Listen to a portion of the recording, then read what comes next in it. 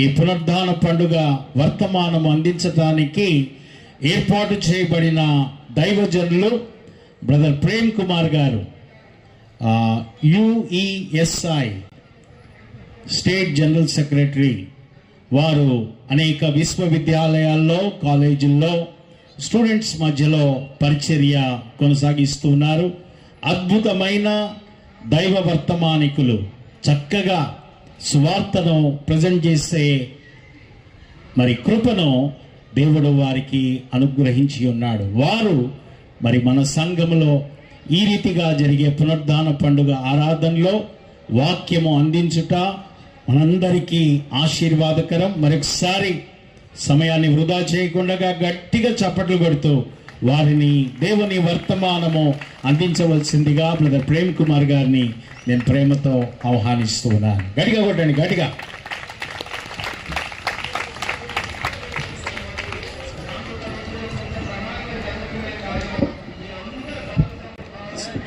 సరిపోతుంది.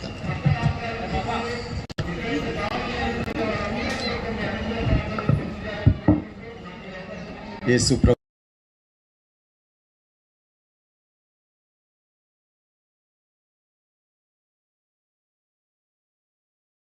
లో ఉన్నవారు, టెంట్స్లో ఉన్నవారు, రైట్. వీళ్ళు అసలు కనపడట్లేదు ఈ టెంట్లో ఉన్నవారు. సౌండ్ కొంచెం పెంచండి. రైట్. నాకు ఈ అవకాశాన్ని ఇచ్చిన దేవాతి దేవునికి, అలాగే పాస్టర్ గారికి, దయాకర్ గారికి, ఆయనే నన్ను కాంటాక్ట్ చేస్తూ ఉన్నారు. మంచి ఇంగ్లీష్ మాట్లాడుతూ ఉన్నారు. ఇప్పుడు పాటలు కూడా పాడుతున్నారని తెలిసింది. తర్వాత కమిటీ వారందరికీ, కమిటీ పేరున నాకు నేను చెప్పలేను, పరిచయం చేసుకోలేదు అందరినీ. వారందరికీ నా హృదయపూర్వకంగా ధన్యవాదాలు తెలియజేస్తూ ఉన్నాను. నేను వైజాగ్లో ఉంటాను. QMB క్విక్ మెమోరియల్ బ్యాప్టిస్ట్ చర్చికి వెళ్తాను. కొంతమంది పెద్దలకి బహుశా ఆ చర్చి గురించి తెలిసి ఉంటుంది. అలాగే కల్వరీ బ్యాప్టిస్ట్ చర్చి అని, అక్కడ నేను బైబిల్ స్టడీస్ తీసుకుంటూ ఉంటాను. మా చర్చి సభ్యులు 5000 కల్వరీ బ్యాప్టిస్ట్ చర్చి. ఇలా ఆయా అకేషన్స్లో నేను బయటికి వచ్చి కూడా సంఘాల్లో వాక్యాన్ని బోధిస్తూ ఉంటాను. పాస్టర్ గారు చెప్పినట్లు నా పేరు ప్రేమ్ కుమార్, మాది నేటివ్ ఆఫ్ తెనాలి, ఉండేది వైజాగ్. నేను 27 years నుంచి విద్యార్థుల మధ్య కాలేజెస్లో, యూనివర్సిటీల్లో చదివే organisation UESI, Union of Evangelical Students of India, Warangal NITలో కూడా ఉంది. చాలాసార్లు నేను NIT స్టూడెంట్స్కి కూడా వాక్యం చెప్పడానికి క్రిస్మస్ ఆ టైంలో చాలాసార్లు వచ్చాను. సో ఈ రీతిగా ఈరోజు దేవుని వాక్యాన్ని ఇలా నేను చర్చిలో ఉంటుందేమో అనుకున్నాను. ఇలా పార్క్లో ఇలా కూర్చొని మీరు చాలామంది ఆల్మోస్ట్ శ్రద్ధగానే వింటూ ఉన్నారు. కొద్దిమంది మాత్రం అటు ఇటు చూస్తూ ఉన్నారు.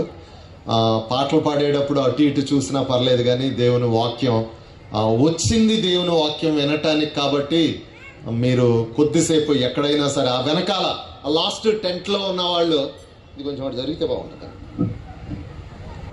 వాళ్ళు కనపట్లేదు సార్ నాకు. ఈ వెనకాల టెంట్లో ఉన్న వాళ్ళు కనపట్లేదండి. వాళ్ళు అసలు కూర్చోలేదు.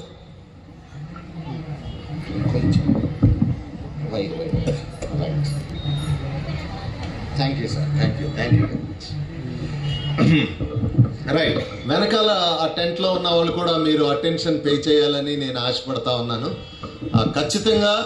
ఖచ్చితంగా మీరు వాక్యాన్ని వింటే వెళ్ళే టైంలో చెప్తారు మీరు ఖచ్చితంగా దేవుడు మాతో మాట్లాడాడు అని. నేను అష్యూరెన్స్ మీకు ఇవ్వగలను. ఖచ్చితంగా దేవుడు తన వాక్యం ద్వారా ఖచ్చితంగా మాట్లాడతాడని నేను నమ్ముతా ఉన్నాను. చిన్న ప్రేయర్ చేసుకొని క్విక్గా వర్తమానంలోకి వెళ్ళిపోదామండి. చాలా తక్కువ టైంలోనే నేను నా వర్తమానాన్ని అందించడానికి ప్రయత్నం చేస్తాను. దానికి ముందు 1 కొరింథీ 15వ అధ్యాయం 3-4 వచనాలు ఎవరన్నా మైక్ దగ్గర పెట్టుకొని ఆ వాక్యం చదవన్నప్పుడు చదవటానికి ప్రయత్నం చేయండి. 1 కొరింథీ 15వ అధ్యాయం 3-4 వచనాలు ఎవరన్నా క్విక్గా చదవండి. మీరు మైక్ దగ్గర పెట్టేసుకోండి. నేను మధ్యలో కొన్ని రిఫరెన్స్లు చదివించడానికి ప్రయత్నం చేస్తాను. త్వరగా చదవాలండి, టైం వేస్ట్ చేయొద్దు. 1 కొరింథీ 15వ అధ్యాయం 3-4 వచనాలు. నాకు ఇయ్యబడిన ఉపదేశమును మొదట మీకు అప్పగించి తిని అదేమనగా లేఖనముల ప్రకారము క్రీస్తు మన పాపముల నిమిత్తము మృతి పొందెను సమాధి చేయబడెను లేఖనముల ప్రకారము మూడవ దినమున లేపబడెను. చాలండి, చిన్న ప్రేయర్ చేసుకుందాం. మిక్కిలి ప్రేమిస్తున్న మా ప్రియ ప్రభువా, మాట్లాడే దేవా మీ వందనాలు. ఈ ఉదయకాల సమయంలో మిమ్మల్ని ప్రేమించి మీ మాటలు వినాలని వచ్చిన ప్రియులందరిని బట్టి వందనాలయ్యా. దీన్ని అరేంజ్ చేసిన చర్చి ప్రభా సంఘాన్ని బట్టి, పెద్దలను బట్టి, పాస్టర్ గారిని బట్టి మీకు హృదయపూర్వకంగా వందనాలు. వచ్చిన ప్రియులు మీ వాక్యం చేత దర్శించబడి వెళ్ళటానికి సహాయం చేయండి. నిలబడిన నన్ను మీ సెలువు చాటున మరుగు చేయమని, వినువారికి మేలు కలిగే మాటలు మాత్రమే నేను ఉచ్చరించడానికి నన్ను మీ అధీనంలో తీసుకోమని యేసు నామంలో అడిగి ప్రార్థిస్తున్నాము తండ్రి, ఆమేన్. టైం కరెక్ట్గా 9:15 అయిందండి. బ్రదర్, నేను ఎన్ని గంటలకు క్లోజ్ చేయాలండి? 10:15, 10:30, 9:15 అయింది. 10:15 క్లోజ్ చేశారు. ఓకే అండి, 1 hour. Right, thank you. So మీకు 1 hour అనగానే పెద్ద కంగారు అవద్దు. ఖచ్చితంగా అప్పుడే అయిపోయిందా అని మీరు ఖచ్చితంగా అనుకుంటారు. నేను అంటే రొటీన్గా నేను మాట్లాడను. మీకు చాలా భవిష్యత్తులో కూడా ఉపయోగపడే విధంగా, ఎవరైనా యేసుప్రభువు తిరిగి లేచాడా, ఏంటంటే అసలు ఆధారం ఏంటి అని అడిగితే చెప్పగలిగే స్థాయిలో క్రైస్తవులు ఖచ్చితంగా ఉండాలి. సో అలాంటి అంశాలు కూడా మీ ముందుకి తీసుకురావాలని నేను ఆశపడతా ఉన్నాను. రైట్ అండి, క్విక్గా మనం వెనకాల కూడా మైక్ వినపడుతుంది కదా, దాన్ని మీరు వినొద్దు. ఓకే, సో ఇక్కడే వినటానికి ప్రయత్నం చేయండి. చిన్నపిల్లలు తిరగకుండా కొంచెం యూత్ చిన్నపిల్లల్ని అటు ఇటు వాళ్ళని తిరగకుండా చేయటానికి ప్రయత్నం చేయండి.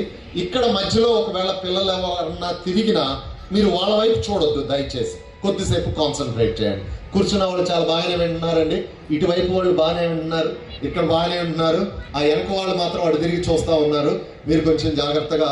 అక్కడ కూడా కొంతమంది యూత్ కూర్చొని, పెద్దలు ఎవరన్నా కూర్చొని, వాళ్ళ కూడా తిరగకుండా ఇక్కడికి వచ్చి కూర్చొని వినకుండా అటు ఇటు తిరగటం వల్ల లాభం లేదు కదా. సో దయచేసి ఎంత ఆర్గనైజ్ చేసిన పెద్దల్ని గౌరవించి, దేవుణ్ణి గౌరవించి కొద్దిసేపు దేవుని వాక్యం వినాలని నేను ఆశపడతా ఉన్నాను. రైట్, ఆచార్య ఏబి మాషిలామణి గారు ఎంతమందికి తెలుసా? చాలా మందికి, పెద్దోళ్ళకి తెలుసు. నడిపించు నానావ పాట ఎంతమందికి తెలుసండి? చాలా మందికి తెలుసు. తర్వాత దేవుని వారసులం. బహుశా వీలైతే మీరు తర్వాత ఈ 2 పాటలు వాడండి సార్. ఈ 2 పాటలు ఇలాంటి పాటల్ని ప్రపంచానికి అందించిన గొప్ప వ్యక్తి. పిఠాపురంలో 1914లో జన్మించి 1990లో చచ్చిపోయాడు. ఇలాంటి ఒక అకేషన్కి, గుడ్ ఫ్రైడే, ఈస్టర్లో ఆయన బోధించడానికి ఒక పట్టణం వాళ్ళు ఆయన్ని ఇన్వైట్ చేశారు. గుడ్ ఫ్రైడేలో 7 మాటలు మాట్లాడిన తర్వాత కుర్రోళ్ళు, సార్ మా పట్టణంలో చాలా విచిత్రాలు ఉంటాయి సార్, వింతలు విచిత్రాలు ఉంటాయి, చూపిస్తామని. ఇప్పుడు వరంగల్ వచ్చిన వాళ్ళని, నన్ను శ్యామ్ సుకుమార్ బ్రదర్ నన్ను ఇన్వైట్ చేసింది. ఆయన ఈ సమయంలో ఆయన్ని జ్ఞాపకం చేసుకుంటున్నా. వాళ్ళు కూడా నన్ను ఫస్ట్ టైం నేను ఆ ప్రోగ్రామ్కి వచ్చినప్పుడు ఇక్కడ ఉన్న వరంగల్లో ఉన్న వింతలు విశేషాలన్నీ నాకు చూపించారు. అలాగే మాసిలామణి గారిని కూడా ఆ పట్టణం వాళ్ళన్నీ చూపిస్తా అలా వెళతా ఉండగా ఓ పెద్ద బిల్డింగ్ కనబడింది ఆయనకి. ఏంటి బ్రదర్ ఈ బిల్డింగ్ అని అడిగారు. ఇది ఒక హాస్పిటల్ సార్ అని అడిగారు. ఇంత పెద్ద హాస్పిటలా అని ఆశ్చర్యపోయాడు ఆయన. అప్పుడు వెంటనే కుర్రోడు అన్నాడు, సార్ దీనికి ఒక పేరు ఉంది సార్ అన్నాడు. ఏంటి బాబు పేరు అన్నాడు. 1 వే సార్ అన్నాడు. 1 వేనా? అదేంటి, ట్రాఫిక్ లో ఉపయోగిస్తారు 1 వే 2 వేస్ అని, 1 వే ఏంటి అన్నారు. ఏం లేదు సార్, ఈ చుట్టుప్రక్కల విలేజెస్ నుంచి, పట్టణాల నుంచి, చిన్న చిన్న పట్టణాల నుంచి చావు బ్రతుకుల మధ్య ఉన్న పేషెంట్స్ ని ఈ హాస్పిటల్కి తీసుకొస్తారు సార్. కానీ ఒక్కడు కూడా ప్రాణంతో తిరిగి వెళ్ళాడు సార్. అందుకని మేమందరం ఏమని పిలుచుకుంటా ఉంటామంటే దీనికి 1 వే అని పిలుస్తా ఉంటాం సార్ అన్నాడు. మాసిలామణి గారు బాగా చమత్కారం అన్నమాట. చమత్కారంగా మాట్లాడతాడు ఆయన. వెంటనే ఆయన పెద్ద నవ్వు నవ్వేసి, ప్రైజ్ ద లార్డ్, ఒకప్పుడు సమాధులు దొడ్డులన్నీ 1 వేనే, సమాధి దొడ్డిలన్నీ వన్ వేనే. యేసు ప్రభు వారి యొక్క రాకతో సమాధుల దొడ్డు ఏమైందండి? టూ వే అయిపోయింది. దాన్ని సిఎస్ లూయిస్ నార్నియా సినిమా చాలా మంది చూస్తుంటారు కదా, ఆ నావెల్ రాసిన ఆయన అన్నమాట సిఎస్ లూయిస్. చాలా మంచి విద్యావేత్త ఆయన. ఈయన ఏమన్నాడు అంటే, a new chapter began in the human history through resurrection of Jesus Christ. అంటే మానవ జాతి చరిత్రలో ఒక క్రొత్త అధ్యాయం స్టార్ట్ అయింది. ఏంటి ఆ అధ్యాయం? అప్పటిదాకా మనుషులు సమాధుల్లోకి వెళ్ళటమే కానీ తిరిగి రావటం అనేది లేదు. ఒక క్రొత్త అధ్యాయం అనేది మానవ జాతి చరిత్రలో ఆరంభమైంది అని అన్నాడు. యేసు ప్రభువారు సిలువలో 7 మాటలు మాట్లాడారు, మనందరికీ తెలుసు. అవి గుడ్ ఫ్రైడే రోజు మీరు అందరూ వాటిని వివరించినప్పుడు వినుంటారు.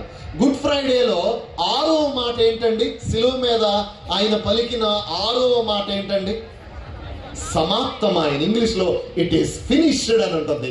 7వ మాట, తండ్రి నీ చేతికి నా ఆత్మను అప్పగించుచున్నాను. యేసు ప్రభువారు సమాప్తమాయనని తన ప్రాణాన్ని దేవునికి అప్పగించి తర్వాత లోకంలో ఉండే ప్రజలు ఏమనుకున్నారో తెలుసా అండి?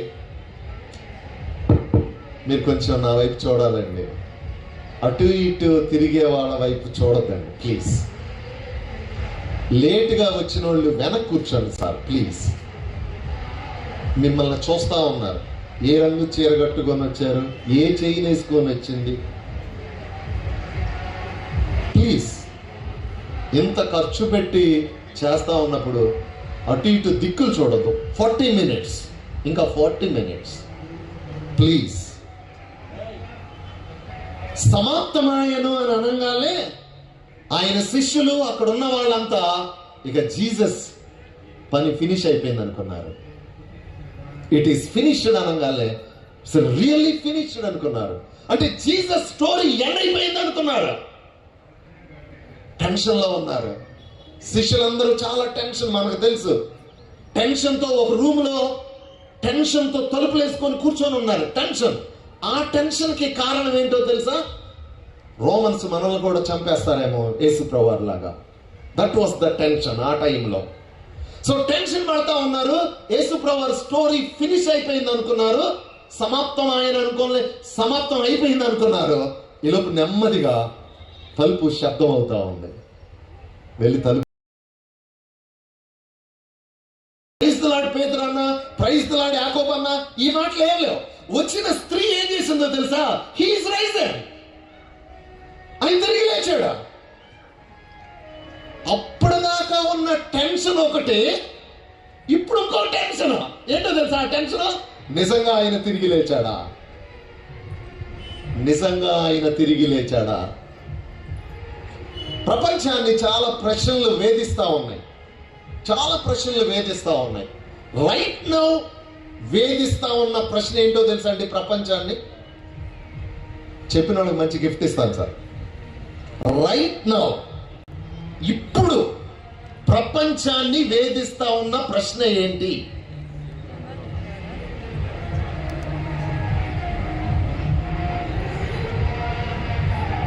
ట్రంప్ యుద్ధం మానేస్తాడా, కంటిన్యూ చేస్తాడా?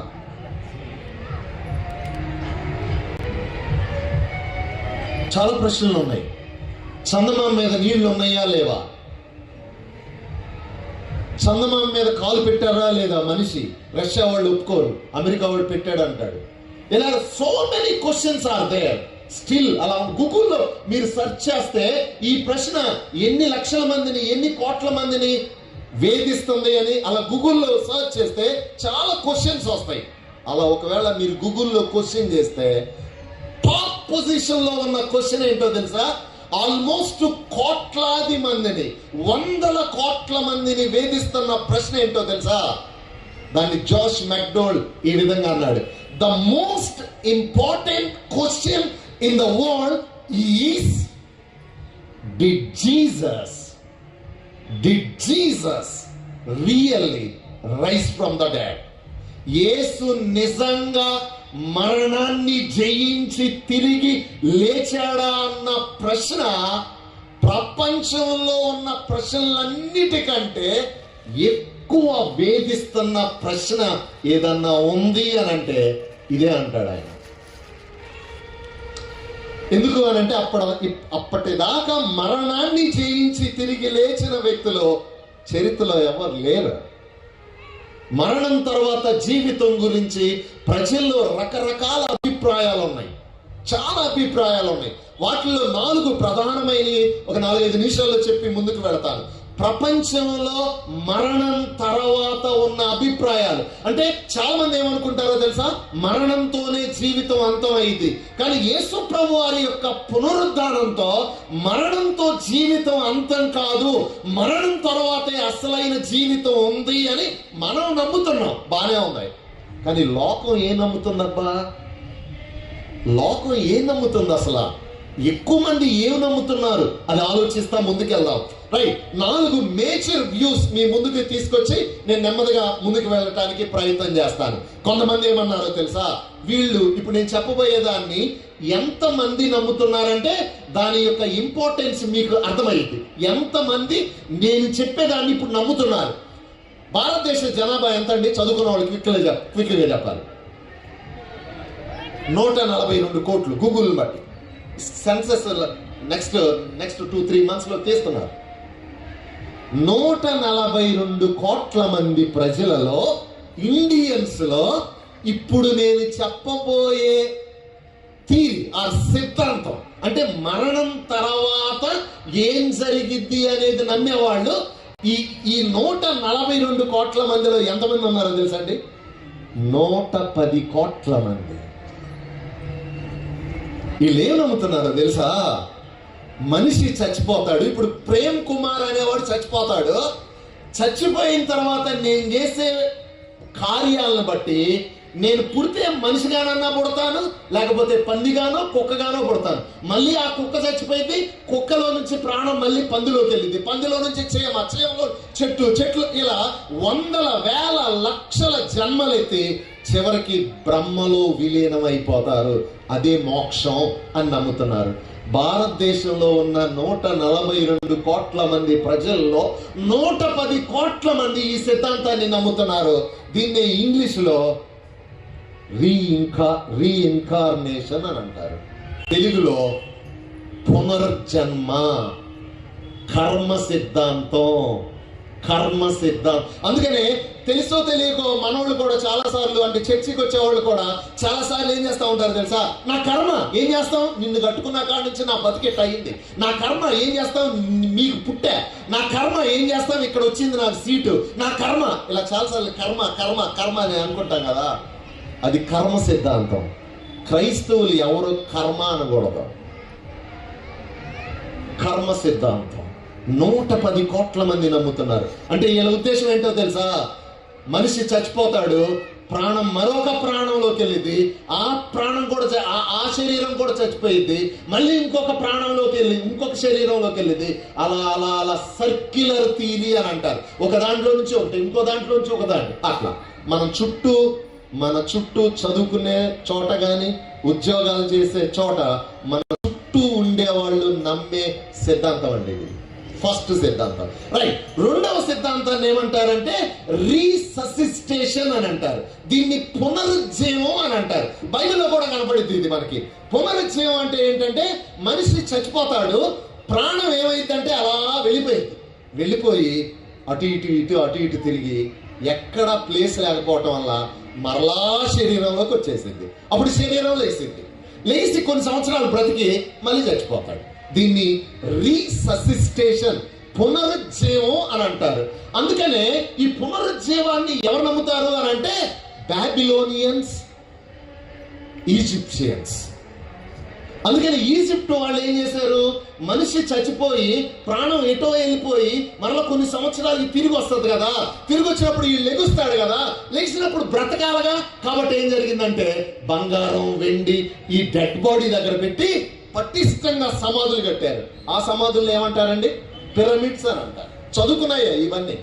ఆ రోజుల్లో చదువుకున్నాం కానీ మనకు అంత అవగాహన లేవు. కానీ వాళ్ళ వెనకాల ఇంత ఈ వ్యూ ఉందన్నమాట. అంటే మరణం తర్వాత శరీరంలోకి మరలా ప్రాణం వస్తుంది, కానీ మళ్ళీ ఆ శరీరం చచ్చిపోయింది. అది రెండవ వ్యూ. దీన్ని ఎవరెవరు నమ్ముతారండి? Babylonians and Egyptian. మొదటి దాన్ని ఎవరు నమ్ముతారు? మన హైందవ సహోదరులు, తర్వాత జైనులు, బౌద్ధులు నమ్ముతున్నారు. 110 కోట్ల మంది అది నమ్ముతున్నారు. రీససిస్టేషన్ ని 70 లక్షల మంది నమ్ముతా ఉన్నారు. అంటే ఈజిప్షియన్స్, బాబిలోనియన్స్ స్టాటిస్టిక్స్ ప్రకారం 70 లక్షల మంది ఉన్నారు ప్రపంచంలో. సరే, మూడవది, ఇప్పుడు ప్రశ్న అడుగుతాను, మీరు చాలా జాగ్రత్తగా జవాబు చెప్పాలండి. మూడవ దాన్ని ఏమంటారంటే రిజరక్షన్. ఇప్పుడు నేను చెప్పే రిజరక్షన్ యేసు ప్రభు వారి యొక్క రిజరక్షన్ గురించి మాట్లాడట్లా. నేను తర్వాత యేసు ప్రభు వారి గారి రిజరక్షన్ గురించి మాట్లాడతా. General resurrection. దీన్ని ఎవరు నమ్ముతారు అని అంటే క్రైస్తవులు నమ్ముతారు. అసలు రిజరక్షన్ అంటే ఏంటి? పునరుద్ధానం అనే మాటకు తిరిగి లేచుట అని అర్థం. మృతుడైన వాడు మరెన్నటికీ చావకుండా సజీవుడై శరీరంతో లెగుస్తాడు. వెళ్ళిన ఆత్మ మరలా శరీరాన్ని ధరించి సమాధి నుండి లేచి సంపూర్ణ వ్యక్తిత్వాన్ని ధరించుట. That is resurrection. అంటే రిజరక్షన్ కి అర్థం ఇదన్నమాట. Okay, right. ఇప్పుడు దీన్ని ఎవరు నమ్ముతారు? క్రైస్తవులు నమ్ముతున్నారు. ఇంకెవరు నమ్ముతారు చెప్పండి? ప్రశ్న ఎవరు చెప్పారు? Very good. ఆల్ ముస్లిమ్స్ 200 నుంచి 250 కోట్ల మధ్యలో ఉన్నారు ప్రపంచ వ్యాప్తంగా మన ప్రియులు. All Muslims, all Christians. ఇంకెవరు నమ్ముతారో చెప్తారండి?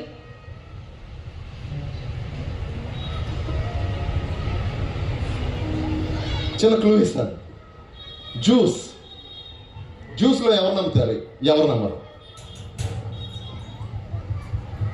జ్యూస్ ప్రధానంగా 2 తెగలండి.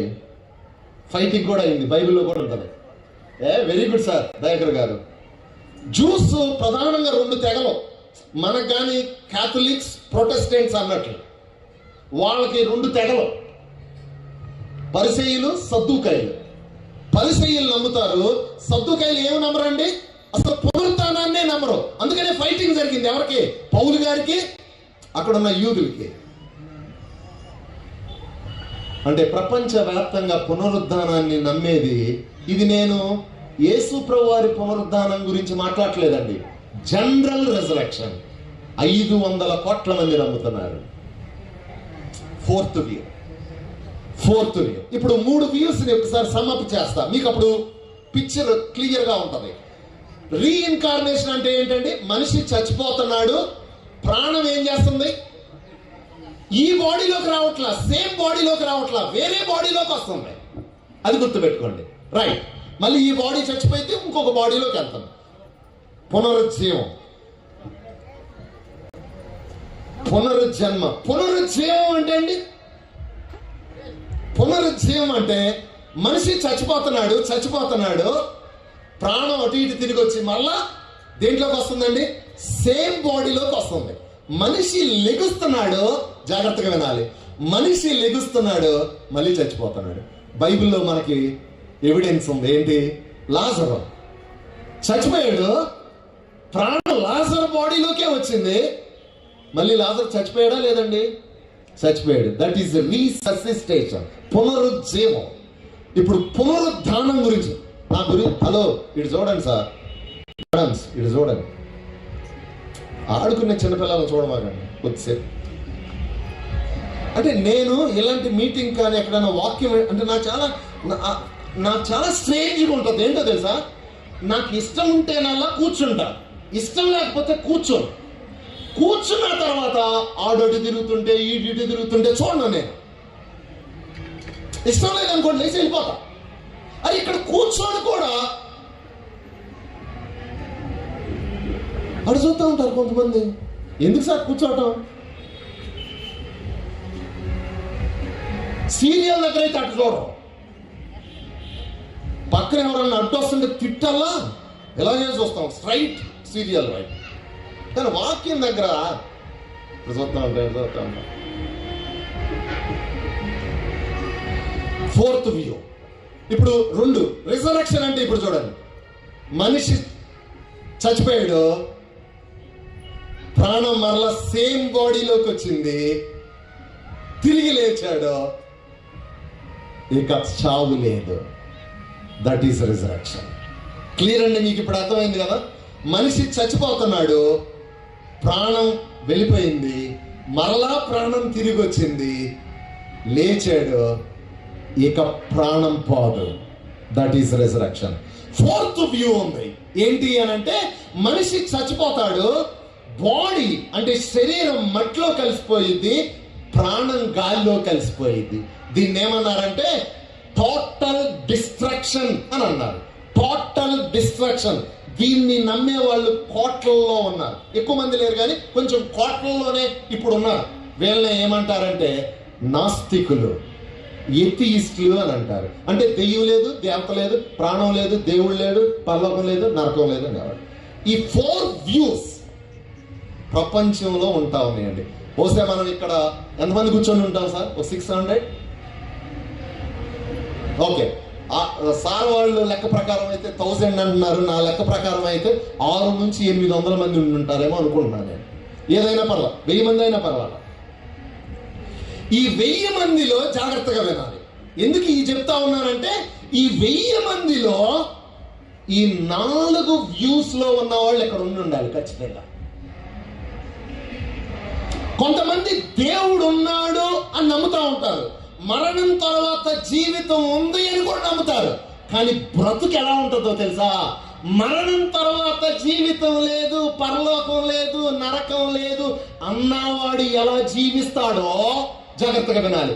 మరణం తర్వాత జీవితం లేదు, నరకం లేదు, పరలోకం లేదు అన్న నాస్తికులు ఎలా జీవిస్తారో, దేవుడు ఉన్నాడని తెలిసి మరణం తర్వాత జీవితం ఉందని తెలిసి కూడా ఎలా జీవిస్తారో తెలుసా? నా జీవితం నా ఇష్టం, నా జీవితం నా ఇష్టం. బైబిల్లో ఒకడు తగిలాడు మనకి. ఎలాంటి వాడు? ఎవడండి?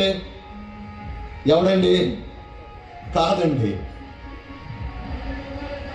చచ్చిపోయాడు, భూమి మీద విలాసవంతమైన జీవితాన్ని జీవించాడు, చచ్చిపోయిన తర్వాత పాతాళం ఆల్మోస్ట్ మనకు అర్థం అవటానికి వేదన అనుభవిస్తా ఉన్నాడు. వేదన అనుభవిస్తా అక్కడ ఉన్న అబ్రహామును పిలిచాడు. అబ్రహామా, తట్టుకోలేకపోతున్నాను, ఆ లాజరు గారిని పంపి కొంచెం నీళ్ళు వేస్తాడు అని అంటే, అప్పుడు అబ్రహాము చెప్పిన మాట ఏంటో తెలుసండి? కుమారుడా, నీ జీవిత కాలమంతయు నీకిష్టం వచ్చినట్లు సుఖాన్ని అనుభవించావు. ఈ ధనవంతుడు ఎవరో తెలుసండి? అబ్రహామును గుర్తుపట్టాడంటే ఈ రోజుల్లో ఎవరితో పాల్సి వచ్చు సార్? చర్చికి వచ్చేవాడు. అబ్రహాం గురించి ఎవడో తెలిసింది? చర్చికి వచ్చేవాడికి తెలిసింది. అంటే ధనవంతుడు ఎవడో ఆ రోజుల్లో దేవుడనే తెలిసినాడే, అబ్రహాం గురించి తెలిసినాడే. కానీ జీవితాన్ని ఎలా జీవించాడంట? నా జీవితం నా ఇష్టం, నచ్చింది తింటా, నచ్చింది తాగుతా, నచ్చింది ఆలోచిస్తా, నచ్చిన వాళ్ళతో తిరుగుతా, నచ్చినట్లు జీవించాడు. అలా చివరికి ఎక్కడికి వచ్చాడండి? నిత్య నరకానికి. ఫ్రెండ్స్, ఈ ఉదయకాల సమయంలో యేసయ్య పునరుత్థాన పండగని సెలబ్రేట్ చేసుకోవడానికి వచ్చిన నీవు నేను ఎలా జీవిస్తున్నావు? నా జీవితం నా ఇష్టం అన్నట్లు జీవిస్తా ఉన్నావా? సింపుల్ అండి. నేను పరలోకానికి వెళ్తానా, నరకానికి వెళ్తానా అని చిన్న చెక్ ఎలాగో తెలుసా? నీకెవరన్నా అడిగితే, నీతో ఎవరన్నా చెప్తే కోపం రావచ్చు, కానీ నీకు నీవు చెక్ చేసుకోవచ్చు. యేసయ్య తిరిగి లేచిన ఈ దినాన ఓ చిన్న చెక్ చేసుకోవచ్చు. ఏమన్నా తెలుసా? ఎలా చెక్ చేసుకోవచ్చు తెలుసా? నేను నా జీవితాన్ని నా ఇష్టం వచ్చినట్లు జీవిస్తున్నానా, దేవుని ఇష్ట ప్రకారం జీవించడానికి ప్రయత్నం చేస్తున్నానా? ఈ 2 ప్రశ్నలకి నువ్వు జవాబు వేసుకుంటే నీ మనస్సాక్షి, రే నీ జీవితాన్ని నీ ఇష్టం వచ్చినట్లే జీవిస్తున్నావురా అని నీ మనస్సాక్షి చెప్పిందనుకో, నా ఎండ ఏంటో తెలుసా? బైబిల్ గ్రంథంలో చెప్పబడిన ధనవంతుడి ఎండే. ఈ 4 వ్యూస్ లో ఏదో ఒక వ్యూలో నువ్వు ఉండాల్సిందే, రైట్? సో కాబట్టి మరణం తర్వాత జీవితం గురించి ఇలాంటి అభిప్రాయాలు ఉన్నాయి. ఇప్పుడు మళ్ళా వెనక్కి వద్దాం. యేసు ప్రభు ప్రశ్న ఏంటండి? Did Jesus really rise from the dead? యేసయ్య తిరిగి లేచాడా లేదా అనే ప్రశ్న ఆలోచింప చేస్తుంది, లేకపోతే ప్రపంచాన్ని ఆశ్చర్యపరుస్తా ఉంది, ప్రపంచాన్ని అంటే ఒక రకంగా చాలా మందిని కన్ఫ్యూజ్ చేస్తా ఉన్న ప్రశ్న ఇది. మనకేం కన్ఫ్యూజన్ లేదు, చాలా మందికి కన్ఫ్యూజన్, రైట్? ఈ ప్రశ్నకి ఒకవేళ నో వచ్చుంటే ఏమయ్యింది జవాబు? యేసు ప్రభు వారు తిరిగి లేచాడా లేదా అన్న ప్రశ్నకి ఒకవేళ చరిత్రలో నో వచ్చిందనుకోండి, జవాబు ఏమై ఉండేది? Simple. If there is no resurrection, there is no Christianity. క్రైస్తత్వం ఉండేది కాదు. రెండవది, the deity of Jesus Christ denied. క్రీస్తు ప్రభు వారి యొక్క దైవత్వం అంటే యేసు ప్రభు వారు దేవుడు అనే దాన్ని తృణీకరించబడేది. మూడవది, జాగ్రత్తగా వినండి, Christ death becomes great tragedy and Friday becomes bad Friday. నేను 6th క్లాస్ చదువుకుంటా ఉన్న టైంలో తెనాలి నుంచి 2 కిలోమీటర్లు పెదరావు హై స్కూల్ ఉండేది. 800 మంది పిల్లలు ఉండేవాళ్ళు మా హై స్కూల్లో. మా ఊరు నుంచి అంటే తెనాలి నుంచి 150 మంది పిల్లలు వెళ్ళేవాళ్ళం ఆ హై స్కూల్కి. పొద్దున్నే అందరూ స్కూల్కి బ్యాగులు వేసుకొని క్యారేజ్ పెట్టుకొని వెళ్ళేవాళ్ళం. ఆ రోజు కూడా అలాగే స్కూల్కి వెళ్ళాము. 9:30కి ఇన్ బెల్ కొట్టారు. ఆ రోజుల్లో గంటలే కదండి. ఇన్ బెల్ కొట్టంగానే అందరం పిల్లలు క్లాసులోకి వెళ్ళాం. 10 నిమిషాలకే అవుట్ బెల్ కొట్టేశారు. ఇక ఎట్టుంటదండి 6వ తరగతి పిల్లడికి? అవుట్ బెల్ అంటే ఇంటికి వెళ్ళిపోవచ్చు, సెలవు ఇచ్చేసేసారు. అప్పుడు కూడా అవుట్ బెల్లు ఇన్ బెల్లుకి శబ్దంలో తేడా ఉంటది. అందరూ చదువుకొచ్చిన వాళ్ళమే కదా, శబ్దంలో తేడా ఉంటది. అవుట్ బెల్ కొట్టంగానే అందరూ ఇక అరుచుకుంటా బయటకు వచ్చేసారు. కానీ జనాలు అక్కడక్కడ గుంపులుగా అలా ఉన్నారు. మాకు అవన్నీ ఏం పట్ల, ఇంటికి వెళ్ళిపోయి బ్యాగ్ అక్కడ పడేసి సెలవు ఇచ్చేసారని చెప్పేసి ఇక వెళ్ళి క్రికెట్ ఆడుకోవటం, వాలీబాల్ ఆడుకోవటం, ఏదో ఒకటి ఆడుకోవాలి. అలా వెళ్తా ఉండగా రేడియోలు ఉండే, ఆ రోజుల్లో టీవీలు ఉండే కాదు. రేడియోలో పాటలు, తర్వాత ఈ అడ్వర్టైజ్మెంట్, ఏం రామయ్య ఆలోచిస్తున్నావు అంటే ఇంటి మీద ఏ కప్పు వేయాలి అని అట్లాంటి అడ్వర్టైజ్మెంట్లు ఆ రోజుల్లో వచ్చాయి. అలాంటి అడ్వర్టైజ్మెంట్స్ ఏమీ లేవు. నేను చాలాసేపు గమనిస్తా ఉన్నాను. రేడియోలో ఓ లాంటి మ్యూజిక్ ఏంటో తెలుసా? అనే మ్యూజిక్. అప్పుడు వీళ్ళు పెద్దోళ్ళు చెప్పుకుంటా ఉన్నారన్నమాట. ఎందుకు సెలవు ఇచ్చారు అనేది అప్పుడు తెలిసింది. ఎందుకు సెలవు ఇచ్చారంటే ఆ రోజు అక్టోబర్ 31వ తారీఖు ఇందిరాగాంధీని వేసేసారు. ఎవరో సెలవు ఇచ్చేసారు. వారం రోజులు no advertisements, no music, no పాటలు, నో చిత్రలహరి. ఆ రోజుల్లో చిత్రలహరి ఉండేది. నో చిత్రలహరి అంటే వారానికి ఒక సినిమా వేసేవాళ్ళు. నో చిత్రలహరి, నో పాటలు, నో అడ్వర్టైజ్మెంట్స్, ఓన్లీ మ్యూజిక్. ఏంటి అనే మ్యూజిక్. అందరూ బ్లాక్ బ్యాడ్జీ పెట్టుకొని తిరుగుతూ ఉండేవాళ్ళు. ఎందుకో తెలుసా? భారతదేశానికి ఇందిరమ్మ చాలా మంచి పనులు చేసింది. అంత గొప్ప ఆవిడ చచ్చిపోవటం భారతదేశం విషాదంలోకి వెళ్ళిపోయింది. ఇప్పుడు యేసయ్య చచ్చిపోయిన రోజు కూడా ఏమవ్వాలండి? అనే మ్యూజిక్ వినపడాలి. But praise the Lord, praise the Lord. There is a resurrection, there is a Easter, there is a Easter. ఆయన ముందు మరణం తలంచింది. ఆయన ముందు మరణం తలంచింది. ఎంత గొప్పోడైనా, ఆడు డాక్టర్ అయినా, యాక్టర్ అయినా, ఎవరైనా సరే మరణం ముందు తలంచాల్సిందే. కానీ ఈయన ముందు మరణమే తల వంచిందండి. మరణాన్ని జయించి తిరిగి లెగవటాన్ని బట్టి ఆ ఫ్రైడే ఏమైందండి? గుడ్ ఫ్రైడే అయింది. ఒకవేళ ఈస్టర్ లేకపోతే ఆ ఫ్రైడే ఏమయ్యేదండి? బ్యాడ్ ఫ్రైడే, విషాదం. ఇక తట్టుకోలేకపోయారండి చాలా మంది. ఇక యేసయ్య తిరిగి లెగవలేదని ప్రచారం చేయటం మొదలు పెట్టేశారండి. కడుపు మండి యేసయ్య చచ్చిపోయి తిరిగి లెగిస్తే ఏమైందో తెలుసా? దేవుళ్ళుగా, దేవతలుగా పిలువబడుతున్న వాళ్ళు సైలెంట్ అయిపోవాల్సిందే. యేసయ్య దేవుడు అని అంగీకరించాల్సిందే. యేసయ్య దేవుని కుమారుడు అని అంగీకరించాల్సిందే. తట్టుకోలేకపోయారు. దేవుడు లేడు, దెయ్యం లేదు అనేవాళ్ళు తట్టుకోలేక ఇక ఏం చేయటం మొదలు పెట్టారో తెలుసా? ఆయన చచ్చిపోయి తిరిగి లేచిన మొదటి రోజు నుంచి ప్రచారం చేయటం మొదలు పెట్టారండి. ఏమన్నా తెలుసా? ఆయన చచ్చిపోయి తిరిగి లేవలేదండి. ఆయన చచ్చిపోయి తిరిగి లేవలేదు. ఇక చాలా థీరీస్ వచ్చినాయి. నేను అన్ని చెప్పను, టైం లేదు కాబట్టి ఒకటి రెండు చెప్తాను. దాంట్లో ప్రధానంగా అంటే ఇంచుమించు 250 కోట్ల మంది నమ్మే ఒక థీరీ చెప్తాను మీకు. అందుకని ఇది తక్కువ నంబర్ కాదండి. అంటే మన చుట్టూ ఉన్న వాళ్ళలో ఇప్పుడు వరంగల్లో ప్రతి ముగ్గురులో ఒకళ్ళు నమ్ముతున్నారు దీన్ని. ప్రతి ముగ్గురులో ఒకళ్ళు నమ్ముతున్నారు. వరంగల్ జనాభా ఎంతో నాకు తెలియదు. ఆ జనాభాలో 1/3 నమ్మేస్తున్నారు.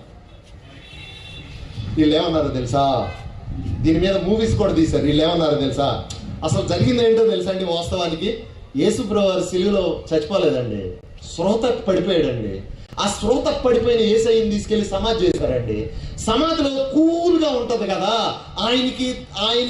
ఆయనకి బట్టలు చుట్టి దాని సుగంధ ద్రవ్యాలు రుద్దారు కదా, వాటన్నిటికీ బాడీ కూల్ అయిపోయి స్పృహలో ఉన్న యేసయ్యకి స్పృహ వచ్చేసింది. మెల్లిగా లేచాడు సమాధిలో నుంచి, ఎదురుగా ఉన్న రాయిని నెట్టేశాడు. సైన్యం ఎలా ఉంటే వాళ్ళు ఏం చేశాడో తెలియదు, కళ్ళు కప్పేశాడు. మెల్లగా నడుచుకుంటా హిమాలయాలకు వచ్చేసాడు. హిమాలయాల్లో తబిత అనే ఒక అమ్మాయిని పెళ్లి చేసుకున్నాడు, కాపురం చేశాడు. 2 పిల్లలు పుట్టారు. చచ్చిపోయాడు, సమాధి చేశారు. సమాధి ఇదిగో అని పేపర్లో వేసేశారు. నేను సుత్తి కబుర్లు చెప్పట్లేదండు, పేపర్లో వచ్చిన సన్నివేశాలు చెప్తున్నాను. దీని మీద సినిమా తీశారు. క్రైస్తవ లోకాన్ని షేకాడిచ్చింది ఆ సినిమా. బ్యాన్ చేశారు. ఆ తర్వాత డావిన్సీ కోడ్ చదువుకున్న వాళ్ళకి తెలిసిద్ది. ఇప్పుడు ఈ సిద్ధాంతాన్ని ఎంతమంది నమ్ముతున్నారో తెలుసా? ప్రపంచవ్యాప్తంగా 250 కోట్ల మంది నమ్ముతున్నారు. అది వాస్తవా కాదా అన్నది పక్కన పెట్టేద్దాం, కానీ 250 కోట్ల మంది నమ్ముతున్నారు. అయితే దానికి బైబుల్ ఏం చెప్తుంది అనేది కదా మనం చూడాల్సింది. 2 రిఫరెన్స్ చెప్తారండి, క్విక్ గా చదవండి. అంటే 250 కోట్ల మంది నమ్ముతున్నారు కాబట్టి సత్యం అయిపోవాలని ఏం లేదు. అసలు బైబిల్ ఏం చెప్తుంది? యేసుప్రభు సిలువలో చచ్చిపోయాడా, స్పృహ తప్పి పడిపోయాడా అంటానికి బైబిల్ ఏం చెప్తుంది చూద్దామండి క్విక్ గా. మత్తయి సువార్త 27వ అధ్యాయం 50వ వచనం ఒకళ్ళు చదవండి. ఆ తర్వాత యోహాను సువార్త 19వ అధ్యాయం 33, 34, 35. మత్తయి సువార్త 27:50 ఎవరైనా చదవండి. యేసు మరలా బిగ్గరగా కేక వేసి ప్రాణము విడిచెను. ఎక్కడండి అది జరిగింది? ఎక్కడండి? సిలువ మీద. రైట్. యోహాను సువార్త 19వ అధ్యాయం 33, 34, 35. మైక్లో చదవండి సిస్టర్, ఫాస్ట్ గా చదవాలండి. వారు యేసు వద్దకు వచ్చి అంతకుముందే ఆయన మృతి పొంది ఉండుట చూసి, ఆయన కాళ్ళు విరగగొట్టలేదు గాని సైనికులలో ఒకడు ఈటతో ఆయన ప్రక్కన పొడిచెను. వెంటనే రక్తమును నీళ్లును కారెను. ఇది చూసిన వాడు సాక్ష్యం ఇచ్చుచున్నాడు. ఎవరండి ఈ సాక్ష్యం చెప్తుంది?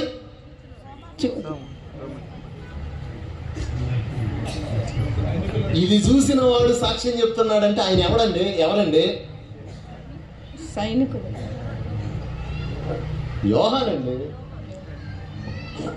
యోహానండి, శిష్యుల్లో యోహాను. ఆయనే కదా యేసు ప్రభు వారిని సిలువ వేస్తున్నప్పుడు మిగిలిన శిష్యులందరూ పారిపోతే ఆయన కదా దగ్గరున్నాడు, దగ్గరుండి గమనిస్తా ఉన్నాడు. ఇప్పుడు దగ్గర కల్లారా చూసే వాళ్ళు ఏదైనా ఒక హత్య జరిగినప్పుడు ఏదైనా జరిగినప్పుడు కల్లారా చూసి కోర్టులో వచ్చి సాక్ష్యం చెప్పిన వాళ్ళు ఏమంటారండి? వాళ్ళు చదువుకున్న వాళ్ళు చెప్పారు. ఏ విట్నెస్ అంటారండి? I witness. చిన్న విషయం కాదు ఐ విట్నెస్ అంటే. ఐ విట్నెస్ అంటే కల్లారా చూశాడు యేసుప్రభు వారు చచ్చిపోవటం, కన్ఫర్మ్ చేసుకున్నారు చచ్చిపోయారా లేదా అని బళ్ళింతో పొడిసి సో కాబట్టి ఈ సూన్ థియరీ, దీన్ని సూన్ థియరీ అంటారు, సృహ తప్పి పడిపోవటం అని 250 కోట్ల మంది నమ్ముతా ఉన్న ఈ సిద్ధాంతం ఇది రైట్ కాదు. బైబిల్ బల్లగుద్ది చెప్తుంది యేసు ప్రభువు వారు సిలువలోనే మరణించాడు అని. చాలా ఉన్నాయి, అయ్యని చెప్పను. మరొకటి శిష్యుల్ని భయభ్రాంతులు చేసింది, అది కావాలి కదా మనకి. ఒకటల్లా 250 కోట్ల మంది అంటే చిన్న విషయం కాదు, అందుకని అది జ్ఞాపకం చేశాను. ఇంకొకటి, ఆయన్ని వెంబడించిన శిష్యులు ఓ విషయాన్ని నమ్మారండి. ఏంటో తెలుసా? భయంతో గదిలో తలుపులు వేసుకొని కూర్చొని ఉన్నారు. ఎవరో అపోస్తలులు. యేసయ్య సడన్ గా అలా అప్పీర్ అయిపోయాడు. వాళ్ళు ఏమన్నారండి? ఇందా చదివాం మనం, కొద్దిగా చదివాం. అది ఏమనుకున్నారు వాళ్ళు? చెప్పాలండి, ఫాస్ట్గా చెప్పాలి. దెయ్యం అనుకున్నారు.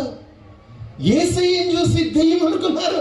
అరే దెయ్యం అయ్యొచ్చాడు రా, దెయ్యం అయ్యొచ్చాడు రా, దెయ్యం అయ్యొచ్చాడు. అంటే కొంతమంది ఆత్మహత్యలు చేసుకొని చచ్చిపోయిన వాళ్ళు ఇళ్లలోనే, ఇళ్ళ పక్కన వాళ్ళు, మరియమ్మ ఎవరు నువ్వంటే మరియమ్మనే, ఎవరిని లాజరస్నే అంటారే, అట్లా యేసయ్య వచ్చాడు అనుకున్నారు. ఎవరో ఆయనతో 3.5 సంవత్సరాలు స్నేహం చేసిన వాళ్ళు.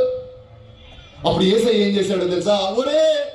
ఒరే పేతురు, ఒరే యాకోబు, నేను దెయ్యాన్ని కాదురా, నేను నీ యేసయ్యరా, చేతులు తోడండి రా అని గాయాలు చూపించాడు. వాళ్ళు అప్పటికీ నమ్మలా. అప్పుడు యేసయ్య ఏమన్నాడో తెలుసా? అరే దగ్గరికి రండి, ఇక నన్ను పట్టుకొని చూడండి, దెయ్యాలకి మాంసం ఎముకలు ఉండవు కదరా, చూడండి రా అన్నాడు. అప్పటికీ నమ్మలేదని రాయబడింది. అప్పుడు ఏమన్నాడు తెలుసా? నా పాదాలు చూడండి రా, దెయ్యాలకి పాదాలు ఉండవు కదా అన్నాడు. అప్పటికీ నమ్మలే వాళ్ళు. అసలు చూడండి అంత ఇదే, అప్పటికీ నమ్మలా. అప్పుడు యేసయ్య ఏమన్నాడు తెలుసా? ఎవరైనా చెప్తారండి ఏమన్నాడు?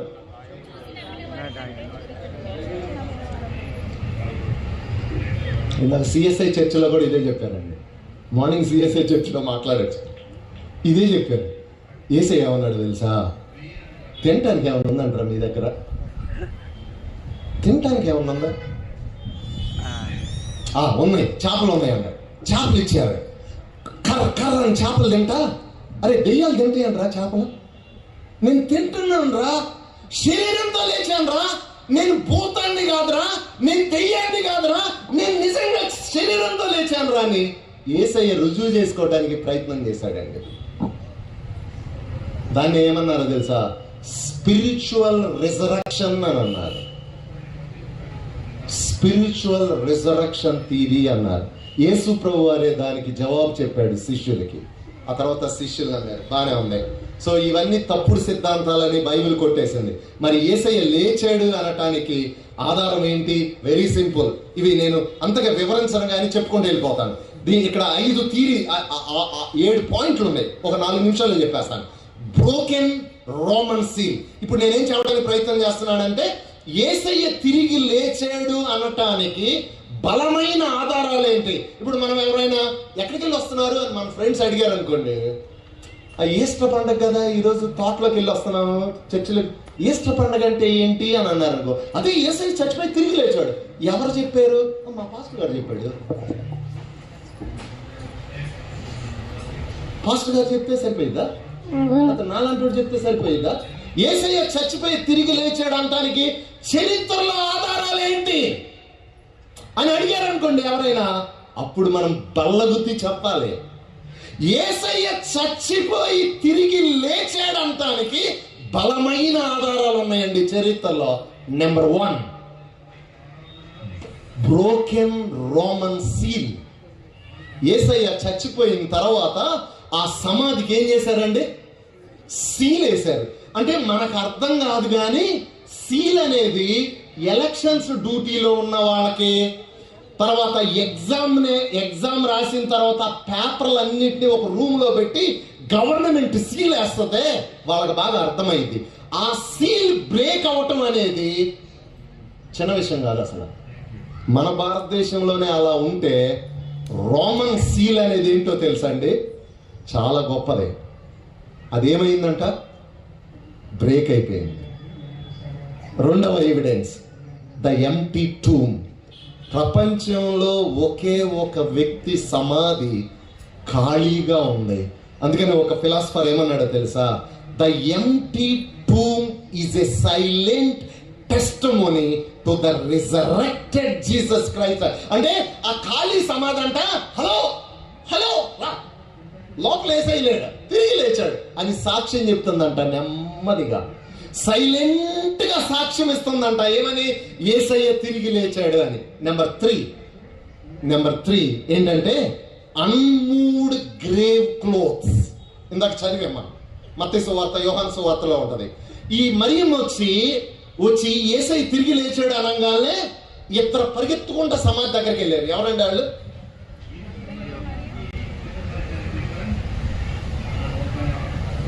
ప్రశ్న అర్థమైంది కదా? Very good brother. పేతురు, యోహాను పరిగెత్తారు. అసలు ఈ తర్వాత యేసయ్య తిరిగి లేచాడు అనగానే పరిగెత్తేశారు, సమాధి దగ్గరికి వెళ్ళిపోయి ఒక ఆయన అలా సమాధి అంచు దగ్గర ఉండి చూస్తా ఉన్నాడు. పేతురు లోపలికి వెళ్ళిపోయాడు. ఎలాంగానే ఏం జరిగిందో తెలుసా? యేసు ప్రభు వారికి చుట్టిన గుడ్డ, అంటే ఆ కల్చర్ ఏమని చెప్తుందంటే, జూయిష్ కల్చర్ ఏంటంటే ఈ మెడ దగ్గర నుంచి కాళ్ళ దాకా 40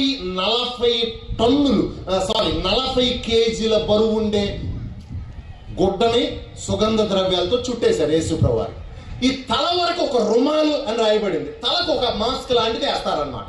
సో ఇప్పుడు పేతురు లోపలికి వెళ్ళంగానే ఒక సన్నివేశం చూశాడు. ఏంటో తెలుసా? యేసు ప్రభు వారికి చుట్టిన గుడ్డ చుట్టినట్టే ఉంది, రుమాలు అంత దూరంలో పడి ఉంది, లోపలికి లేడు. పేతురు చూశాడు ఫస్ట్. అలా చూస్తా ఉండగా మొదట పరిగెత్తుకుంటూ వచ్చాడు యోహాను, కానీ లోపలికి వెళ్ళా. ఇప్పుడు ఏం చేశాడంటే యోహాను లోపలికి వెళ్ళాడని రాయబడింది. మొదటి పరిగెత్తుకుంటా వచ్చిన వ్యక్తి లోపలికి వెళ్ళి ఆ చుట్టిన గుడ్డల్ని చూసి ఏమని రాయబడిందో తెలుసా అండి? చూసి నమ్మెను అని రాయబడింది. ఏం నమ్మాడు ఆయన? ఆయన తిరిగి లేచాడు అని చెప్పిన ఆ స్త్రీల మాట నమ్మాడండి. That was the third evidence. ఇక ఫోర్త్ ఎవిడెన్స్ ఏంటి అని అంటే, శిష్యులకి యేసు ప్రభు వారు 40 రోజుల్లో 11 సార్లు కంటే ఎక్కువ సార్లు యేసు ప్రభు వారు ఆయా సందర్భాల్లో లేచిన యేసయ్య కనపడతా ఉన్నాడు. ఆ తర్వాత ఎవిడెన్స్, యూదులు అప్పుడు దాకా సాటర్డే మందిరానికి వస్తూ ఉండేవాళ్ళు. విశ్రాంతి దినం ఏ రోజు అండి వాళ్ళకి? సాటర్డే. కానీ ఇప్పుడు వర్షిప్ ఎక్కడి నుంచి ఎక్కడికి షిఫ్ట్ అయింది? సాటర్డే నుంచి. అది అసలు మనకైతే సాటర్డే నుంచి సండే అనుకుంటున్నాం, కానీ యూదులు తట్టుకోలేరు దాన్ని. తెలుసు అసలు విశ్రాంతి దినాన శిష్యులు చిన్న పని చేస్తేనే నిలబెట్టి తిట్టేశారు. అటువంటి యూదులు సాటర్డే ఆరాధనని సండేకి షిఫ్ట్ చేశారు. అది కూడా ఒక ఎవిడెన్స్. ఇక టాప్ ఎవిడెన్స్ అది చెప్పి శిష్యుల జీవితాల్లో వచ్చిన సన్నివేశం, నా జీవితాన్ని పునరుద్ధాన శక్తి ఏం చేసిందో చెప్పి క్లోజ్ చేస్తా. నాకు చాలా సమయం ఉంది, ఆయన ముందే ముగిచ్చేస్తా. శిష్యుల జీవితాల్లో మార్పు. ఎలాంటి మార్పు వచ్చింది? యేసయ్యని పట్టుకొని వెళతా ఉన్నప్పుడు పేతురు గారు ఏ బజార్లోనైతే 3 సార్లు బొంకాడో ఆయన్ని పట్టుకొని చంపేస్తారని చెప్పి 3 సార్లు బొంకిన పిరికి పేతురు పునరుద్ధానుడైన యేసయ్యని చూసిన తర్వాత ఏం జరిగిందో తెలుసండి? అదే బజారులో ఏం చేస్తా ఉన్నాడు?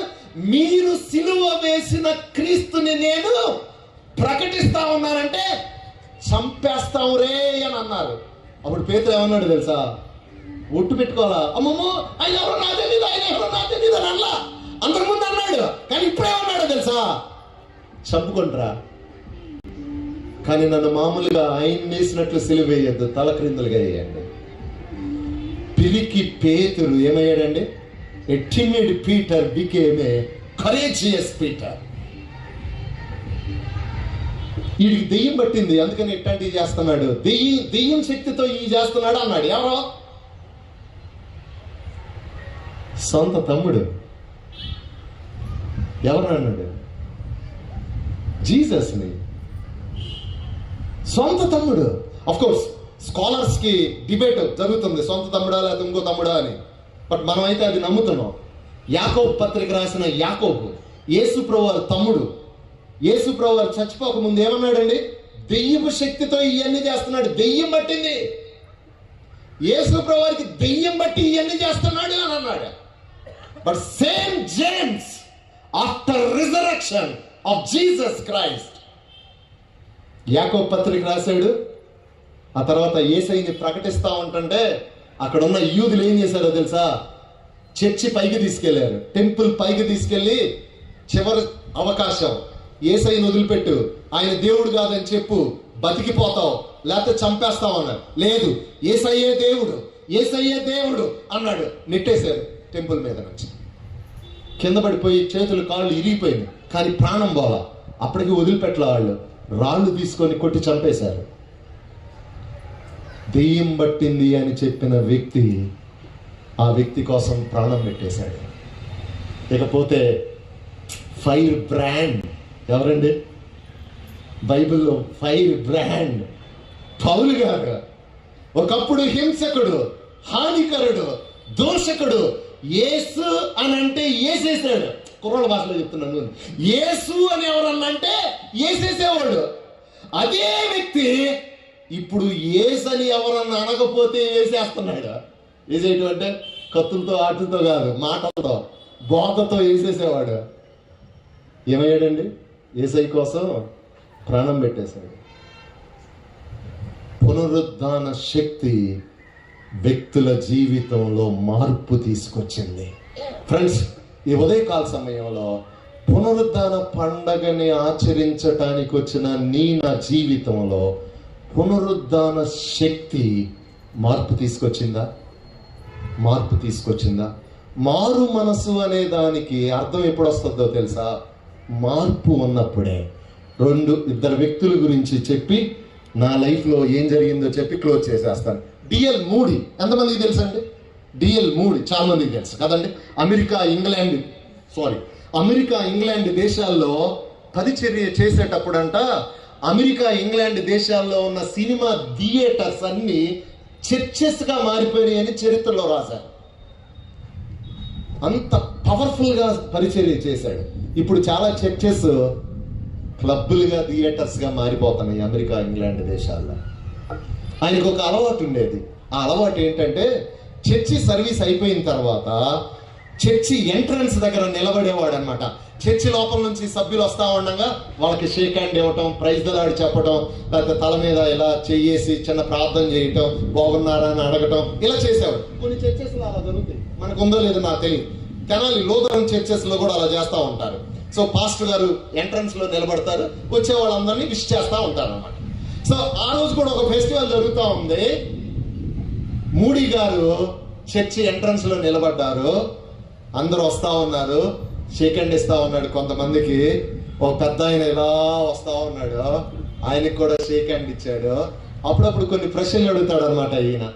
ఆ పెద్ద ఆయన చూడంగానే ప్రశ్న అడగాలనిపించిందేమో పాస్టర్ గారికి, నాకు తెలీదు. ప్రశ్న అడిగాడు, ఏమన్నా తెలుసా? ఆర్ యూ బోర్న్ అగైన్ అన్నాడు. తెలుగులో నువ్వు తిరిగి జన్మించావా? దీనికి నానా అర్థాలు ఏంటో తెలుసా? నీ బ్రతుకు మారిందా? రక్షించబడ్డావా? చచ్చిపోతే పరలోకానికి వెళ్తావా? యేసయ్య వస్తే ఆయనతో ఎత్తబడతావా? ఇవన్నీ నానా అర్థాలు దానికి. సో ఈయనేమడిగాడు, ఆర్ యూ బోర్న్ అగైన్ అని అనగానే ఈ పెద్ద ఆయనకి చాలా కోపం వచ్చింది. ఇట్లాంటి ప్రశ్నలు అడిగితే కొంతమంది భలే కోపం వస్తుంది. ఈయనకి కూడా చాలా కోపం వచ్చింది. వచ్చి ఆయన ఏమన్నాడో తెలుసా? ముందు తెలుగులో చెప్తాను, ఆ తర్వాత ఆయన ఏమన్నాడో చెప్తా. ఆయన ఏమన్నాడో తెలుసా? నేను తిరిగి జన్మించబడితే నీకేంటి, తిరిగి జన్మించబడకపోతే నీకేంటి? నీ పని నువ్వు చూసుకో, నీకు శాలరీ ఇస్తున్నాం కదా, శాలరీ తీసుకొని నువ్వు చెప్పాల్సి చెప్పేసి వెళ్ళిపో. నా పని నాది, నీ పని నీది. అలా చెప్పాడు, వార్నింగ్ లాగా ఇచ్చాడు. ఈ పాస్టర్ గారు చాలా గట్టాడు అనమాట. ఆయన ఏం జవాబు చెప్పాడో తెలుసా? ఇప్పుడు ఇంగ్లీష్లో చెప్తాను. ఈయనేం ప్రశ్న అడిగాడండి? Are you born again? తిరిగి జన్మించబడ్డావా? హలో, చర్చికి వస్తా ఉన్నావు ప్రియ సహోదరి సహోదరుడా, are you born again? Are you born again అని ఈ పాస్టర్ గారు అడిగితే ఈయన అన్నాడండి జవాబు స్ట్రైట్ గా ఇంగ్లీష్లో ఏమన్నాడో తెలుసా? None of your business. None of your business అంటే అర్థం ఏంటో తెలుసా తెలుగులో? నీ పని నువ్వు చూసుకో, నా పని నేను చూసుకుంటా, నీకు అనవసరం. కొన్నిసార్లు పాస్టర్ గారు పెద్దలు ఎవరన్నా ఇలాంటి ప్రశ్నలు అడిగారు అనుకోండి, కుర్రోళ్ళు కానీ ఎవరినన్నా, భలే కోపం వచ్చేస్తుంది, భలే కోపం వస్తుంది. ఎందుకులే వీళ్ళతో పెట్టుకోవటం అని సైలెంట్ అయిపోతా ఉంటారు. కానీ ఈ పాస్టర్ గారు అలాంటి వాడు కాదు. నన్ ఆఫ్ యువర్ బిజినెస్ అనగానే ఆయన ఏమన్నాడో తెలుసా? That is my business. నా బిజినెస్ ఏంటో తెలుసా?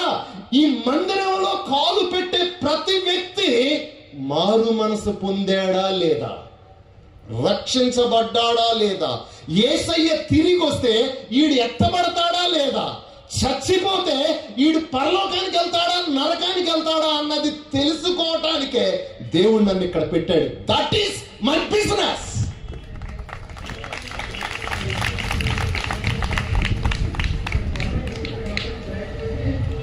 చప్పట్లు ఎందుకు కొట్టారో నాకు తెలియదు. అటు ఒక ప్రశ్న.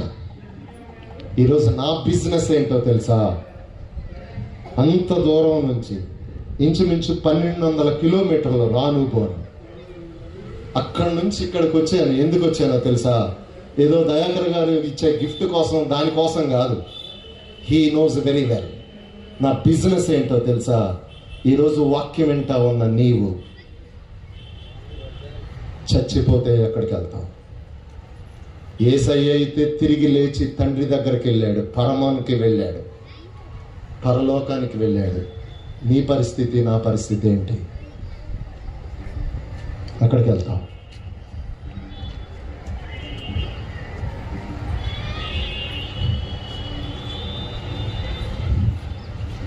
నా పేరు ప్రేమ్ కుమార్, నేటివ్ ఆఫ్ తెనాలి. మా మమ్మీకి నేను ఒక్కడే కొడుకుని, 3 ఆడపిల్లల మధ్య పెరిగాను. ఓ చెల్లి ఇంజనీరింగ్ చదువుతూ ప్రేమ దోమ అంటూ ఆ ప్రేమ ఫలించదని తెలిసి గ్రిల్స్కి తాళం వేసుకొని లోపల ఒక్కతే ఉండి కిరోసిన్ పోసుకొని నుప్పు అంటించుకోండి. మేమందరం చూస్తూ ఉండగానే ఖాళీ అలా బూడిదైపోయాం. ఏం చేయలేని పరిస్థితి. అప్పుడు జీవితం గురించి ఆలోచించడం మొదలుపెట్టాను. అప్పటికే చాలా వయసు అయిపోయింది. 10th క్లాస్ దాకా నా లైఫ్ బాగానే ఉండేది. ఇంటర్మీడియట్ అంబేద్కర్ కాలేజ్ తెనాల్లో జాయిన్ అయ్యాను.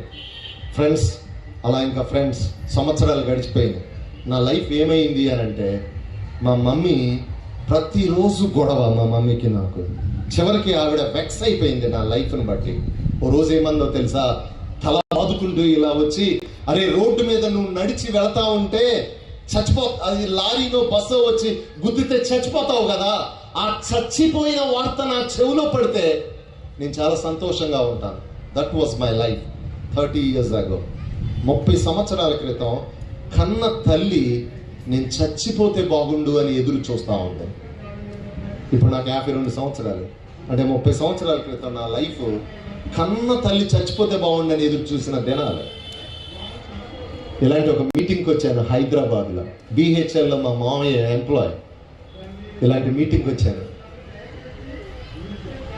మెథడిస్ట్ వాళ్ళు మీటింగ్స్ అరేంజ్ చేశారు. ఆ మీటింగ్కి నేను కూడా అటెండ్ అయ్యాను. చాలా మంది, 100లో ఉన్నారు అక్కడ. ప్రక్కన మా మామయ్య కూతుళ్ళు, మామయ్య కొడుకులు చాలా మంది ఉన్నారు, రిలేటివ్స్ చాలా మంది ఉన్నారు. ఆ వాక్యం వింటా ఉన్నాను. ఆయన ఏం చెప్పాడో నాకు పూర్తిగా గుర్తులేదు, కానీ 3 things నా లైఫ్ని చేంజ్ చేసినాయి. మొదటిగా ఏమన్నాడో తెలుసా ఆయన? ఎంతకాలం నటిస్తావురా మంచోళ్ళలాగా? How long will you act as a good person? ఎంతకాలం నటిస్తావు, ఎంతకాలం నటిస్తావు మంచోళ్ళలాగా? రెండవది ఏమన్నాడో తెలుసా? ఎంతకాలం నిన్ను నీవు మోసం చేసుకుంటూ కని పెంచి పోషించిన తల్లిదండ్రుల్ని, పెద్దల్ని ఎంతకాలం మోసం చేస్తావు? మూడవది భయం వేసిందండి. క్రైస్తవ వాతావరణంలో పెరిగినండి కదా, భయం వేసింది. ఏమన్నాడో తెలుసా? అది మనిషి అన్నవాడు ఏదో ఒక రోజు చచ్చిపోవాల్సిందే. చచ్చిపోతే ఎక్కడికి వెళ్తావు? Where will you go when you die? Heaven or hell అన్నాడు. చచ్చిపోతే నరకానికి వెళ్తావా, నిత్య జీవానికి వెళ్తావా అన్నప్పుడు నా మనస్సాక్షి నాతో ఏమని చెప్తుందో తెలుసా? నువ్వు చచ్చిపోతే ఖచ్చితంగా నరకానికే వెళ్తావన్నా. ఇప్పుడు నాలాంటి వాళ్ళు ఎవరన్నా వచ్చి, ఎవరన్నా పెద్దోళ్ళు ఇలా గల్లా పట్టుకొని, ఇలా కరుణాకర్ చొక్కా ఇలా పట్టుకొని, గల్లా పట్టుకొని, కరుణాకర్ నువ్వు నటిస్తున్నావు, కరుణాకర్ నీ ఇష్టం వచ్చినట్టు బ్రతుకుతున్నావు, నువ్వు చచ్చిపోతే నరకానికి వెళ్తావు అన్నారు అనుకోండి, కరుణాకర్ స్పీకర్ అని కూడా చూడకుండా లాగి గోపేసి పడతాడు.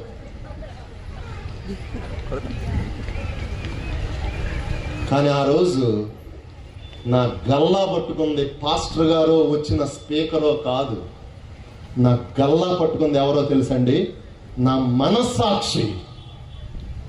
నా మనస్సాక్షి గల్లా పట్టుకుంది. రే, నటిస్తున్నావురా, మోసం చేస్తున్నావురా, ఎంతకాలం చేస్తావురా?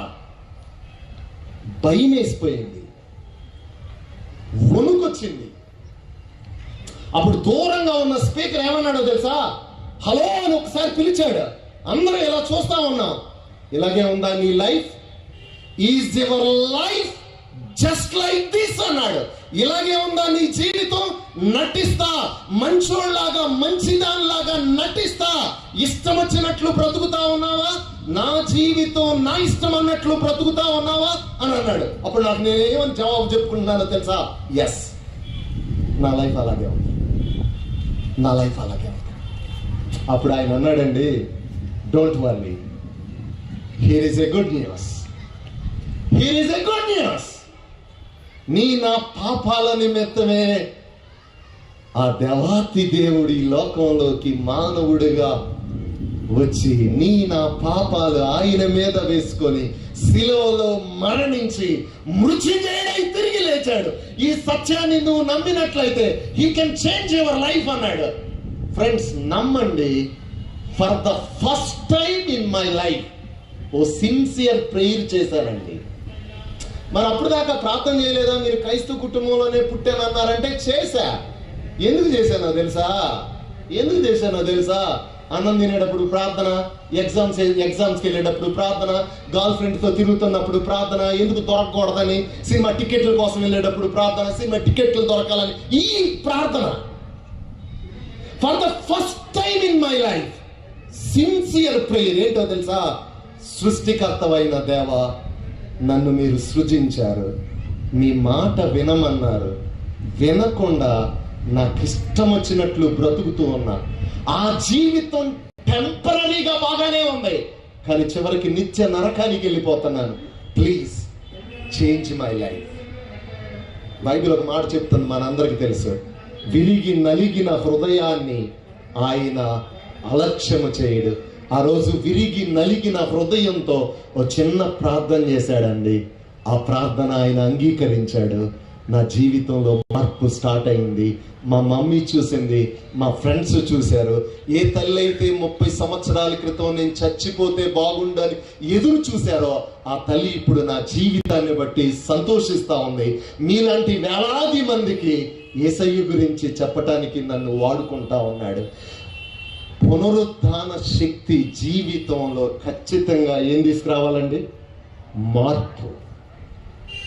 నీ జీవితంలో ఆ మార్పు వచ్చిందా? నీ భర్త చూస్తున్నాడా ఆ మార్పు? నీ భార్య చూస్తుందా ఆ మార్పు? నీ బిడ్డలు చూస్తున్నారా ఆ మార్పు?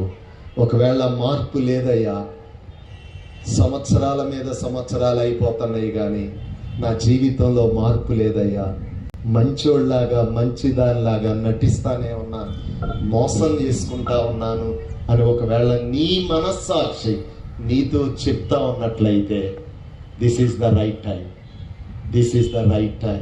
ఇదే మిక్కిలి అనుకూల సమయం, ఇదే రక్షణ దినం. ప్రభువా మీరు మృత్యుంజయుడై తిరిగి లేచారు.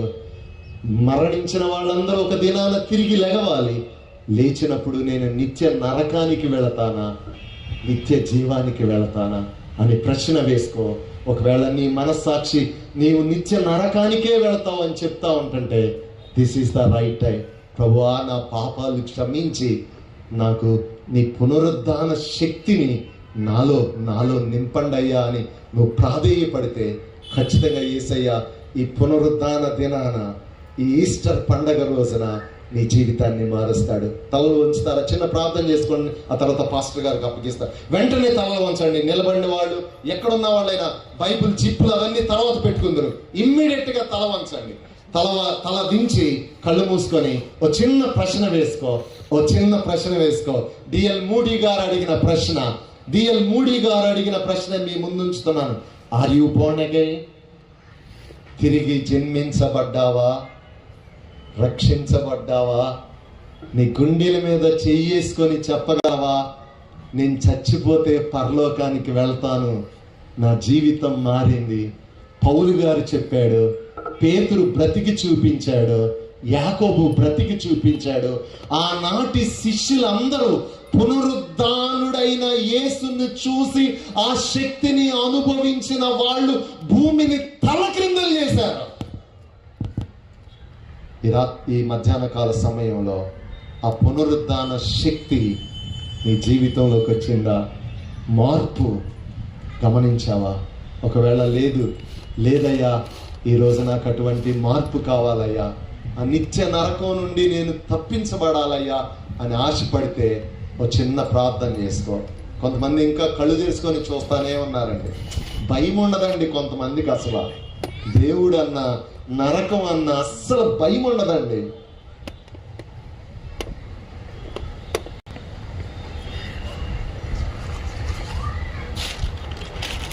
ఒక్క నిమిషం మౌనంగా ప్రార్థన చేసుకో.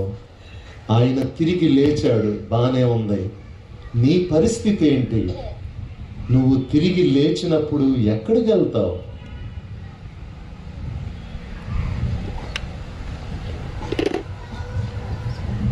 ఈ ఉదయకాల సమయంలో ప్రభువా, నా పాపాలు క్షమించి ఆ పునరుద్ధాన శక్తి నాలో నింపండి అయ్యా అని నువ్వు ఆశపడతా ఉన్నట్లయితే, నిజమే ప్రభువా, నేను నటిస్తా ఉన్నాను మంచిదానిలాగా, మంచివాడిలాగా, మోసం చేసుకుంటా ఉన్నాను నన్ను నేనే అని నీ మనస్సాక్షి చెప్తా ఉన్నట్లయితే చిన్న ప్రార్థన చేసుకో. అలా ఎవరైనా ప్రార్థన చేస్తూ ఉంటే మీరు అలాగే తలల ఉంచి కళ్ళు మూసుకొని, బ్రదర్ నేను ఆ విధంగా ప్రార్థన చేసుకుంటా ఉన్నాను, ఆ నిత్య నరకం నుండి నేను తప్పించబడాలనుకుంటాను, ఆయన పునరుద్ధాన శక్తి నాలో ఉండాలని ఆశపడుతున్నాను, శిష్యుల జీవితంలో వచ్చిన మార్పు నా బ్రతుకులో కూడా రావాలని నేను ఆశపడుతున్నాను అని ఆశతో నువ్వు ప్రార్థన చేస్తా ఉన్నట్లయితే నీకోసం నేను కూడా ప్రార్థన చేస్తాను. అలాంటి వాళ్ళు ఎవరైనా ఉన్నట్లయితే మీ కుడి హస్తాన్ని పైకెత్తి చూయించండి, మీకోసం నేను ప్రార్థన చేస్తాను. Thank you very much brothers and sisters. Thank you very much. May God bless you. Thank you very much. Thank you very much. Thank you very much. మీరేమనుకోకపోతే చేతులు పైకెత్తిన వాళ్ళు మాత్రమే ఒక్క నిమిషం లేచి నిలబడతారా? మీకోసం నేను ప్రార్థన చేస్తాను. హృదయపూర్వకంగా అయితేనే, తమాషాగా వద్దండి. నేను మీ జబ్బుల కోసం, అప్పులు పోవటం కోసం ప్రార్థన చేయబోవట్లా. యేసయ్యా, నేను నీ రాజ్యంలో రావాలయ్యా, నా పాపాలు క్షమించి నన్ను నీ బిడ్డగా అంగీకరించండి అయ్యా, నీ పునరుద్ధాన శక్తి నాలో కనపడాలి ప్రభువా అని ఆశతో నువ్వు ప్రార్థన చేస్తా ఉన్నట్లయితే లేచి నిలబడు. అదర్వైజ్ వద్దు. మికిలి ప్రేమిస్తున్న ప్రభువా, నీ కొందనాలయ్యా. పునరుద్ధానుడైన దేవా, శిష్యుల జీవితాల్లో పిరికితనంతో పారిపోయారు ప్రభువా. మీ పునరుద్ధాన శక్తి వాళ్ళ బ్రతుకుల్లోకి వచ్చిన తర్వాత మీ కొరకు హతసాక్షులైపోయారు. ఈ ఉదయకాల సమయంలో ఎందరైతే వాళ్ళ జీవితాల్లోకి మీ శక్తి రావాలని ఆశపడి లేచి నిలబడ్డారో మీరు వారిని దర్శించండి అయ్యా. పాపం నుండి, శాపం నుండి విడిపించండి. నిత్య జీవానికి వారసులు అవ్వటానికి సహాయం చేయమని యేసు నామంలో అడిగి ప్రార్థిస్తున్నాము తండ్రి. ఆమేన్. థ్యాంక్ యూ వెరీ మచ్ అండి. Thank you.